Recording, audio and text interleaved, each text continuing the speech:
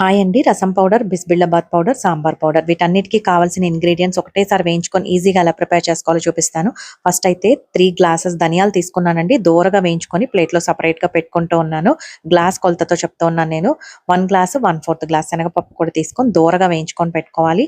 అలాగే 3/4 గ్లాస్ పొట్టు మినపప్పు తీసుకున్నానండి. టేస్టీగా ఉంటుంది. ఇది కూడా వేయించి పెట్టుకోవాలి.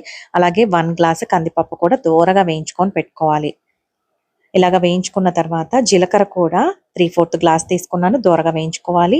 3/4 గ్లాస్ మిరియాలు కూడా తీసుకొని బాగా వేయించుకొని పెట్టుకోవాలండి. అలాగే 2 టీ స్పూన్స్ మెంతులు, 2 టీ స్పూన్స్ ఆవాలు, అలాగే 2 టీ స్పూన్స్ బియ్యం ఇవన్నీ కూడా సపరేట్‌గా వేయించుకొని పెట్టుకోవాలి.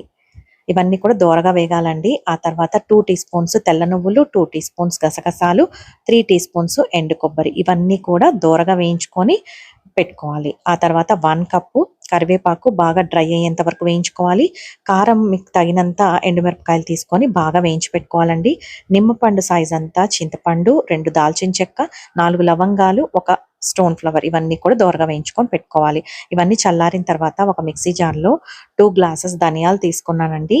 అలాగే 2 టీ స్పూన్స్ శనగపప్పు, 2 టీ స్పూన్స్ కందిపప్పు, 2 టీ స్పూన్స్ మినప్పప్పు, అలాగే 1 టీ స్పూన్ మెంతులు, 2 టీ స్పూన్స్ జీలకర్ర, అలాగే 1 టీ స్పూన్ ఆవాలు, అలాగే 2 టీ స్పూన్స్ బియ్యం, కొంచెం కరివేపాకు, అలాగే ఎండుమిరపకాయలు మీ కారానికి తగినంత వేసుకోండి. ఇది సాంబార్ పౌడర్ అన్నమాట.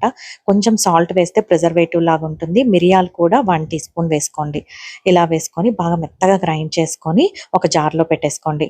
బిస్బిల్లాబాద్ పౌడర్ కోసం 1/2 గ్లాస్ శనగపప్పు తీసుకోవాలండి. ధనియాలు 1 గ్లాస్ తీసుకోవాలి.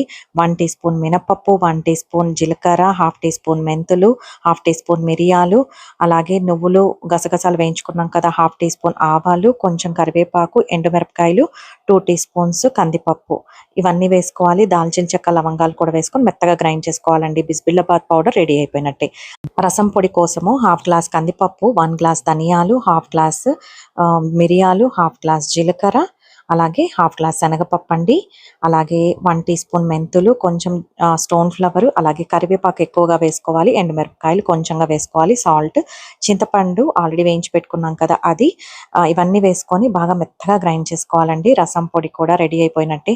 ఈ ఇంగ్రీడియంట్స్‌తో మీరు ఈజీగా 3 పౌడర్స్ ఒకటేసారి ప్రిపేర్ చేసుకోవచ్చు. ఒకసారి తప్పకుండా ట్రై చేయండి. ఎలా వచ్చింది అనేది కామెంట్ చేయండి.